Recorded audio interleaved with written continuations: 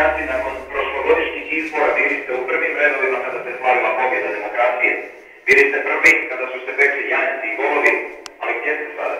Sada ste potresni neki, a do nas dobiru vijesti da se provodite po zagrebačkim i jadranskim kafićima i hotelima. I dok vi bezgrešno pijuskate jutarnju kavu, na nas se već kručilo stotinu mina i svih neprijateljskih oruđa. Možda si ne znate da među nama više nema niti snodaka i zdravih heroja koji su pali iz Boga i vaše ustrašne slobode. Teže je prihvatiti poruku istinu, ali nikad više među nama neće biti ni vlade, ni života, ni krve, ni ništa.